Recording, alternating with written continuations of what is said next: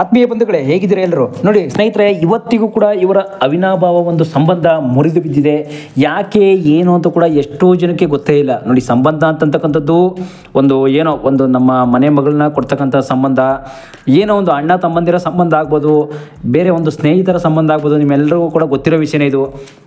ನೋಡಿ, ಸ್ನೇಹಿತರು ಅಂತ ಬಂತಂದರೆ ಅದು ನಮ್ಮ ಸ್ಯಾಂಡಲ್ವುಡ್ಡಲ್ಲೂ ಕೂಡ ಈ ಥರ ದಿಗ್ಗಜರು ಅಂತಕ್ಕಂಥ ಸ್ನೇಹಿತರು. ನೋಡಿ, ಹಿಂದೆ ಎಲ್ಲ ಅಂಬರೀಷ್, ವಿಷ್ಣುವರ್ಧನ್ ಎಲ್ಲ ಯಾವ ರೀತಿ ದಿಗ್ಗಜರು ಅನ್ನೋ ಮೂವಿಲೆಲ್ಲ ಸ್ನೇಹಿತರಾಗಿರ್ತಾರೆ. ನೋಡಿ, ಒಡನಾಟ ಅಂತಕ್ಕಂಥ ಬಂದದ್ದು ಎಲ್ಲಿಂದ ಎಲ್ಲಿವರೆಗೆ ಕರ್ಕೊಂಡು ಹೋಗುತ್ತೆ ಒಬ್ಬ ವ್ಯಕ್ತಿಯನ್ನು ಅಂತಂದರೆ, ನೋಡಿ ಯಾವ ಮಟ್ಟಕ್ಕೆ ಕರ್ಕೊಂಡು ಹೋಗುತ್ತೆ. ಆಮೇಲೆ ಹೋಗ್ತಾ ಹೋಗ್ತಾ ತಾನೇ ಬಿದ್ದೋಗ್ಬಿಡುತ್ತೆ. ನೋಡಿ, ಒಡನಾಟ ಹೋಗಿ ಒಬ್ಬ ಸ್ನೇಹಿತತನ, ಒಂದು ಒಂಟಿತನ ಅಂತಕ್ಕಂಥದ್ದು ಆಮೇಲೆ ಹೋಗಿ ಕೊನೆಗೆ ತಲುಪಿ ಎಲ್ಲೋ ಹೋಗಿ ಅದು ಮೊರೆ ಹೋಗಿ ಎಲ್ಲೋ ಹೋಗಿ ತಲುಪಿ ಒಬ್ಬಂದ ಒಡನಾಟದಿಂದ ಹೋಗಿ ನೆಕ್ಸ್ಟು ಒಂದು ದಚ್ಚು ಕಿಚ್ಚ ಅನ್ನೋ ಒಂದು ಕಿಚ್ಚ ಹತ್ತಿ ಅದೆಲ್ಲಿ ಹೋಗಿ ತಲುಪುತ್ತೆ ಅಂತಂದರೆ, ನೋಡಿ ಅದಕ್ಕೆ ಇವರೇ ಸಾಕ್ಷಿ. ಯಾಕೆ ಅಂತಂದರೆ, ಇವರ ಒಂದು ಒಡನಾಟ ಹಿಂದೆ ಹೇಗಿತ್ತು ನೀವೇ ನೋಡಿ.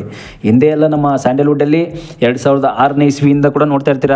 ನೋಡಿ, ಸಿನಿಮಾಗಳಲ್ಲಿ ಅಂತ ಬಂದರೆ ಇವರಲ್ಲೇ ಕಾಂಪಿಟೇಷನ್ ಅನ್ನೋದಕ್ಕಿಂತ ಯಾಕೆ ಒಡನಾಟ ಕಮ್ಮಿ ಆಯಿತು, ಯಾವ ರೀತಿ ಯಾವ ಕಾರಣಕ್ಕೆ ಮುರಿದು ಬಿದ್ದೆವು ಅಂತ ಅನ್ನೋದು ಸಾಕ್ಷಿ ಇಲ್ಲಿದೆ. ನೋಡಿ, ಏನಂತಂದರೆ, ನೋಡಿ ಸ್ನೇಹಿತರೆ, ಹಿಂದೆ ಎಲ್ಲ ನೋಡಿ ಓಂ ಪ್ರಕಾಶ್ ರಾವ್ ನಿರ್ದೇಶನದ ಸಿನಿಮಾಗಳು ಅಯ್ಯ ಮತ್ತು ಸಿನಿಮಾ ಸ್ವಾಮಿ ಆಗ್ಬೋದು, ಕೆಲವು ಇನ್ನೂ ತುಂಬ ಸಿನಿಮಾಗಳಿದೆ. ಹುಬ್ಬಳ್ಳಿ ಸಿನಿಮಾ ಆಗ್ಬೋದು, ಸುದೀಪ್ ಅವ್ರದ್ದು ಹುಚ್ಚ ಸಿನಿಮಾ ಆಗ್ಬೋದು, ಕಲಾಸಿಪಾಳ್ಯ ಸಿನಿಮಾ ಆಗ್ಬೋದು, ಇವರೆಲ್ಲ ಓಂ ಪ್ರಕಾಶ್ ರಾವ್ ಸಿನಿಮಾಗಳು ಡೈರೆಕ್ಟರ್ ಅವರು ನಿರ್ದೇಶನ ಮಾಡ್ಕೊಂಡಿರ್ತಕ್ಕಂಥದ್ದು. ಇವರು ಹೀರೋ ಆಗಿ ನಟಿಸತಕ್ಕಂಥದ್ದು ಅಷ್ಟೇ.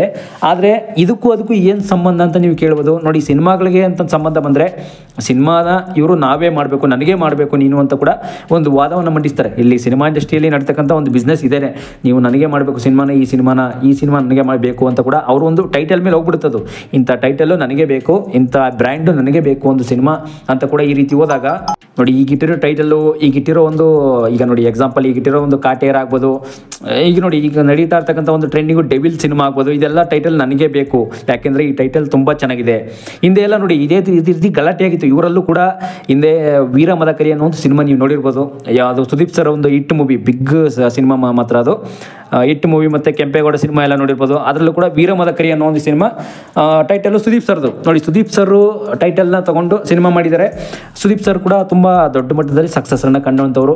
ಹಿಂದಿನ ಕಾಲದಲ್ಲೆಲ್ಲ ಮೈ ಆಟೋಗ್ರಾಫ್ ಸಿನಿಮಾ ಎಲ್ಲ ಅವರ ಮನೆಯೆಲ್ಲ ಹಡ ಇಟ್ಟು ಮಾಡಿರ್ತಕ್ಕಂಥ ಸಿನಿಮಾಗಳು, ಅದೆಲ್ಲ ಹೇಳ್ತಾ ಹೋದರೆ ಇನ್ನೂ ಸಾವಿರ ವಿಡಿಯೋಗಳ ಮೂಲಕ ಹೇಳ್ತಾ ಹೋಗ್ಬೋದು. ಆದರೆ ಇವರ ಒಂದು ಸಂಬಂಧ, ಅವಿನಾಭಾವ ಒಂದು ಸಂಬಂಧ ಯಾಕೆ ಮುರಿದು ಬೀಳ್ತು, ಇಲ್ಲಿವರೆಗೆ ಏನಾಗಿತ್ತು, ಹಿಂದೆ ಎಲ್ಲ ಏನಾಗಿತ್ತು, ಈಗಲೂ ಕೂಡ ಮುಂದೆ ಏನಾಗ್ತಾ ಇದೆ ಅಂತದ್ದು. ಈಗ ನೋಡಿ, ಸಂಬಂಧ ಕೂಡ ಈಗಲೂ ಕೂಡ ಅವ್ರದ್ದು ಸ್ನೇಹಿತನ ಇಲ್ಲ, ಕಳೆದೋಗ್ಬಿಟ್ಟಿದೆ. ಹಿಂದೆ ಎಲ್ಲ ಇದು ಇರೋ ಥರ ಈಗ ಇಲ್ವೇ ಇಲ್ಲ. ಆದರೂ ಕೂಡ ಅದಕ್ಕೆ ಸಂಬಂಧ ಯಾಕೆ ಕಳೆದೋಗುತ್ತೆ ಅನ್ನೋದಕ್ಕೆ ಕಾರಣ ಸಾಕ್ಷಿ ಇದೆ. ನೋಡಿ, ಈ ಸಿನಿಮಾ ಇಂಡಸ್ಟ್ರಿಯಲ್ಲಿ ಬಂದು ಸಿನಿಮಾಗಳನ್ನೇ ನಮ್ಮ ಜನ ಏನಂತಂದರೆ ಸಿನಿಮಾ ನೋಡಿ ಜಾಸ್ತಿ ಹುಚ್ಚಿಡ್ಸ್ಕೋತಾರೆ. ಈ ಟೈಟಲ್ ಅನ್ನೋ ಸಿನಿಮಾ ನೋಡಿ, ಅವರು ಕೂಡ ಹೀರೋಗಳಾಗಿ ನನ್ನ ಟೈಟಲ್ನೆಲ್ಲ ಇವರು ಕಳ್ತನ ಮಾಡಿದ್ದಾರೆ, ಕದ್ದಿದ್ದಾರೆ. ನೋಡಿ, ಇಂಥ ಟೈಟಲನ್ನು ತೊಗೊಂಡ್ಬಿಟ್ಟಿದ್ದಾರೆ. ಅಂದರೆ ನನ್ನ ಟೈಟಲನ್ನು ಈ ರೀತಿ ಬಳಸ್ಕೋತಾರೆ ವಿರೋಧವಾಗಿ. ನೋಡಿ, ಈಗ ನೋಡಿ, ನಾನೇ ಆಗಲಿ ನೀವೇ ಆಗಲಿ ನಿಮ್ಮ ಒಂದು ವಸ್ತುವನ್ನು, ನಿಮ್ಮ ಒಂದು ಏನೇ ಆಗಲಿ ಒಂದು ಪರ್ಚೇಸ್ ಮಾಡಿರ್ತಕ್ಕಂಥ ಒಂದು ವಸ್ತುವನ್ನು ಬಳಸ್ಕೊಂಡಾಗ ನಿಮಗೆ ಎಷ್ಟು ಕೋಪ ಬರುತ್ತೋ ಅದೇ ರೀತಿ ಇವ್ರಿಗೂ ಕೂಡ ಅಷ್ಟೇ ಕೋಪ ಬಂದುಬಿಟ್ಟಿದೆ, ಬೇರೆ ಏನೇನಿಲ್ಲ. ನೋಡಿ, ಸುದೀಪ್ ಸರ್ ಒಂದು ವೀರ ಮದಕರಿ ಅನ್ನೋ ಟೈಟಲ್ಲು ಸುದೀಪ್ ಸರ್ದು. ಆದರೆ ದರ್ಶನ್ ಸರ್ ಯಾಕೆ ಇಷ್ಟು ಕೋಪ? ದರ್ಶನ್ ಸರ್ ಕೂಡ ಒಂದು ಹಿಸ್ಟ್ರಿ ಮೂವಿನ ಮಾಡಕೊಳ್ತಿದ್ದಾರೆ. ನೋಡಿ, ವೀರ ಮದಕರಿಯ ಒಂದು ನಾಯಕ ಅಂತ ಒಂದು ಹಿಸ್ಟ್ರಿ ಮೂವಿ ಏನು ಕರೀತೀನಿ. ನೋಡಿ, ಚಿತ್ರದುರ್ಗದ ಪಾಳೆಗಾರರು ಆ ಕಡೆ ಎಲ್ಲ ಒಂದು ವೀರ ಮದಕರಿಯನ್ನು ನಾಯಕ ಇದ್ದ ಒಂದು ಇತಿಹಾಸ ಪ್ರಸಿದ್ಧ ಅವರು. ಅದರಲ್ಲಿ ಒನಕೆ ಓಬವ್ವ ಅನ್ನೋ ಪಾತ್ರ ಎಲ್ಲ ಇರುತ್ತೆ. ಅದರಲ್ಲೆಲ್ಲ ಇದ್ದಾಗ ನೋಡಿ, ಮೈಸೂರಿನ ಹುಲಿ ಟಿಪ್ಪು ಸುಲ್ತಾನು ಇದೆಲ್ಲ ವಿರೋಧ ನಾಯಕನಾಗಿ ನಟಿಸಿರ್ತಕ್ಕಂಥ ಒಂದು ಪಾತ್ರದಲ್ಲಿ ದರ್ಶನ್ ಅವರು ಕೂಡ ವಿರೋಧ ಅಂತಲ್ಲ, ಅವರು ಹೀರೋ ಆಗಿ ಕಾಣಿಸ್ಕೋಬೇಕು ಅಂತ ಮುಂದೆ ಈ ಮದಕರಿ ನಾಯಕ ಅಂದರೆ ಚಿತ್ರದುರ್ಗದ ಮದಕರಿ ಪಾಳೆಗಾರ ನಾಯಕ ಅನ್ನೋ ಒಂದು ಟೈಟಲು ಸುದೀಪ್ ಸರ್ ಟೈಟಲ್ನ ಇವರು ಬಳಸ್ಕೊಂಡಿದ್ದಾರೆ ಅನ್ನೋ ಒಂದು ಕಾರಣದಿಂದ ಇವರಿಬ್ಬರು ಕೂಡ ಇವಾಗಲೂ ಕೂಡ ನೋಡಿ, ಅದೊಂದು ಹಿಸ್ಟ್ರಿ ಮೂವಿ. ಯಾಕೆಂದರೆ ಅದೊಂದು ಪೌರಾಣಿಕ ಇತಿಹಾಸ ಮೂವಿ ಆಗಿರೋದ್ರಿಂದ ಇಂಥ ಟೈಟಲ್ಲು ನನಗೆ ಸೇರಿದ್ದು. ಅದನ್ನು ಇವರು ಬಳಸ್ಕೊಂಡಿರೋ ಕಾರಣ ಇವತ್ತಿಗೂ ಕೂಡ ಅವರು ದರ್ಶನ್ ಸರ್ ಜೊತೆ ಮಾತಾಡ್ತಾ ಇಲ್ಲ ಸುದೀಪ್ ಸರ್. ಮತ್ತು ಸ್ನೇಹ ಯಾಕೆ ಬಿದ್ದೋಯ್ತು ನೋಡಿ, ಹಿಂದೆ ಎಲ್ಲ ಸ್ನೇಹಾನುಭವ ಎಲ್ಲ ನೀವು ನೋಡಿರ್ತೀರ. ನಮ್ಮ ದಿಗ್ಗಜರು ಕುಟುಂಬ ಅಂತ ಬಂದಾಗ ಅಂಬರೀಷ್ ಸರು, ಅಣ್ಣವರು, ಶಂಕರ್ ನಾಗೆಲ್ಲ ಹಿಂದೆ ಎಲ್ಲ ಯಾವ ರೀತಿ ಒಂದಾಗಿದ್ರು. ನೋಡಿ, ರವಿಚಂದ್ರನ್ ಸರ್ ಕೂಡ ಹಿಂದೆ ಎಲ್ಲ ಯಾವ ರೀತಿ ಇರ್ತಿದ್ರು, ನಮ್ಮ ಅಣ್ಣವ್ರ ಜೊತೆ ಅಂಬರೀಷ್ ಜೊತೆ ಎಲ್ಲ ಯಾವ ರೀತಿ ಎಲ್ಲ ಹಿಂದೆ ಎಲ್ಲ ಒಂದು ಸಂಬಂಧಗಳನ್ನಂತ ಬಂದಾಗ ಅವರವರ ಒಂದು ಸಂಬಂಧಗಳಲ್ಲಿ ತಲೆನೇ ಕೆಡಿಸ್ಕೊಳ್ಳಲ್ಲ ಅವರು. ಒಂದು ಖರ್ಚು ಅಂತ ಬಂದಾಗ ನೀವೇ ಕೂಡ ನೋಡಿರ್ತೀರ. ಒಂದು ಏನೋ 500 ರೂಪಾಯಿ 1000 ರೂಪಾಯಿ ಒಂದು ಏನಾದ್ರು ಖರ್ಚು ಅಂತ ಬಂದರೆ ಅಲ್ಲೇ ಒಂದು 500 ಕೊಟ್ಬಿಡ್ತಾರೆ. ಒಂದು 500 ರೂಪಾಯಿ ತೊಗೊಳಪ್ಪ ಈ ಕಡೆ ₹1000 ತೊಗೊಳಪ್ಪ, ಇದು ಮಂಗಳಾರತಿ ತಟ್ಟೆಗೆ ಹಾಕು, ಹಿಂಗೆ ಅಂತಲ್ವ ತುಂಬ ಖರ್ಚು ಮಾಡ್ತಾರೆ. ಖರ್ಚು ಅಂತ ಬಂದರೆ ದುಡ್ಡಿನ ವಿಷಯಕ್ಕೆ ಬಂದರೆ, ಯಾಕೆಂದರೆ ಅವ್ರ ಹತ್ರ ಮೊದಲೇ ಕೋಟಿ ದುಡ್ಡು ಕೂಡ ಇರುತ್ತೆ. ಒಂದು 500, 1000ಕ್ಕೆಲ್ಲ, 2000ಕ್ಕೆಲ್ಲ, 3000, 10,000ಕ್ಕೆಲ್ಲ ತಲೆನೇ ಕೆಡ್ಸ್ಕೊಳ್ಳಲ್ಲ. ಆದರೆ ದುಡ್ಡಿನ ವಿಷಯ ಅಂತ ಬಂದರೆ ಎಷ್ಟೋ ಜನ ತಲೆ ಕೆಡ್ಸ್ಕೊಂಡು ಕೂಡ ಮಾತು ಬಿಟ್ಟಿರ್ತಾರೆ. ಆದರೆ ಇದು ದುಡ್ಡಿನ ವಿಷಯ ಅಲ್ಲ. ಇಂಥ ವಿಷಯ ಅಂತ ಬಂದಾಗ ಇದು ಸಿನಿಮಾ ವಿಷಯ. ನೋಡಿ, ಸಿನಿಮಾ ಟೈಟಲ್ ಅಂತ ಬಂದಾಗ ಒಂದು ಬ್ರ್ಯಾಂಡ್, ಅದು ಸಿನಿಮಾ, ಆ ಬ್ರ್ಯಾಂಡ್ ಸಿನಿಮಾ ನನಗೆ ಬೇಕು ಅಂತ ಕೂಡ ಇವರು ಸುದೀಪ್ ಸರ್ ಕೂಡ ವಾದ ಮಾಡಿರ್ತಾರೆ. ಅಂದರೆ ಕೋರ್ಟ್ಗೆ ಹೋಗಿ ವಾದ ಮಾಡುವಂಥದ್ದು ಸೀನೇನು ಬಂದಿರಲ್ಲ. ಏನೋ ಫಿಲ್ಮ್ ಚೇಂಬರ್ವರೆಗೂ ನೋಡಿ, ನಮ್ಮ ಕನ್ನಡ ಚಲನಚಿತ್ರ ವಾಣಿಜ್ಯ ಮಂಡಳಿ ಅಂತ ನಾವೇನು ಕರಿತೀವಿ, ಸಿನಿಮಾ ಚೇಂಬರು, ಅಲ್ಲಿವರೆಗೂ ಕೂಡ ಹೋಗಿ ವಾದ ಮಾಡಿರ್ತಾರೆ ಅಷ್ಟೇ, ಬೇರೆ ಏನೇನಿಲ್ಲ. ಆದರೂ ಕೂಡ ಅವ್ರಿಗೆ ಏನೋ ಅಷ್ಟು ಒಂದು ತೃಪ್ತಿ, ಸ್ಯಾಟಿಸ್ಫ್ಯಾಕ್ಷನ್ ಸಿಕ್ಕಿಲ್ಲ ಅವ್ರಿಗೆ. ಯಾಕೆ ಅಂತಂದರೆ ಈಗಲೂ ಕೂಡ ತೃಪ್ತಿ ಯಾಕೆ ಸಿಗ್ತಾ ಇಲ್ಲ ಅದು ಅಂತಂದರೆ, ಸಿನಿಮಾ ಇಂಡಸ್ಟ್ರಿ ಚೇಂಬರ್ ಏನು ಹೇಳಿದೆ, ದರ್ಶನ್ ಅವ್ರು ಮಾಡ್ತಾ ಇದ್ದಾರೆ, ಅವರೇ ಮಾಡಲಿ ಬಿಡಪ್ಪ ಅಂತ, ಯಾಕೆ ಜಗಳ ಆಡ್ಕೋಬೇಡಿ ಇಬ್ರು ಅಂತ ಕೂಡ ಹೇಳ್ಬಿಟ್ಟಿದ್ದಾರೆ ಅಷ್ಟೇ, ಬೇರೆ ಏನೇನಿಲ್ಲ. ನೋಡಿ, ಸಿನಿಮಾ ಚೇಂಬರ್ಸ್ ಕೂಡ ಇಲ್ಲಿ ನಮ್ಮ ಗಾಂಧಿನಗರದಲ್ಲಿ, ಬೆಂಗಳೂರಲ್ಲಿ ಇರೋದು. ಅದು ಕೂಡ ಈಗ ಏನು ಮಾಡಿರೋ ಕಾರಣ ಸುದೀಪ್ ಸರ್ ಕೂಡ ಏನು ಹೇಳಿಲ್ಲ, ಅದನ್ನು ಬಿಟ್ಬಿಟ್ಟಿದ್ದಾರೆ ಅಷ್ಟೇ. ನೋಡಿ, ವೀರ ಮದಕರಿ ಅನ್ನೋ ಒಂದು ಟೈಟಲ್ಲು ಆ ಸಿನಿಮಾ ಮೊದಲೇ ಮಾಡಿದ್ದಾರೆ. ಮತ್ತು ಈಗ ಮದಕರಿ ನಾಯಕ ಅಂತ ಮಾಡಬೇಕಾದ್ರೆ ಸುದೀಪ್ ಸರ್ ಸಿನಿಮಾನ ಇವ್ರು ಬಳಸ್ಕೊತಾ ಇದ್ದಾರೆ, ದರ್ಶನ್ ಸರ್. ಯಾಕೆಂದರೆ ಒಂದು ಹಿಸ್ಟ್ರಿ ಮೂವಿ, ಅದು ಹಿಸ್ಟ್ರಿ ಮೂವಿ ಆಗಿರೋ ಕಾರಣ ಇವರ ಒಂದು ಸಂಬಂಧ ಇದುವರೆಗೂ ಕೂಡ ಈಗ ಬಿದ್ದೋಗಿದೆ. ಈಗ ಸಂಬಂಧ ಅಂತ ಬಂದರೆ ಸಂಬಂಧ, ಸಂಪ್ರದಾಯ, ಇದೆಲ್ಲ ಕೂಡ ನಾವು ನೋಡ್ತಾ ಇರ್ತೀವಿ ನಮ್ಮ ಹಳಬ್ರ ಕಾಲದಿಂದನೂ. ನಮ್ಮ ಸಿನಿಮಾ ಇಂಡಸ್ಟ್ರಿ ಅಂತಂದರೆ ನೀವು ಹಿಂದೆ ಎಲ್ಲ ನೋಡಿರ್ತೀರ. ನೋಡಿ, ಸಿನಿಮಾದಲ್ಲಿ ನಾವು ಎಂತೆಂಥ ಅವಿನಾಭಾವ ಒಂದು ಸಂಬಂಧ, ಕೆಲವರು ಅವರವರೇ ಲವ್ ಮ್ಯಾರೇಜ್ ಕೂಡ ಆಗ್ಬಿಟ್ಟಿರ್ತಾರೆ ಅವರವರ ಒಂದು ಮನೆತನದಿಂದನೇ, ಅದೆಲ್ಲ ಕೂಡ ನಾವು ನೋಡಿರ್ತೀವಿ ಸಂಬಂಧದಲ್ಲಿ.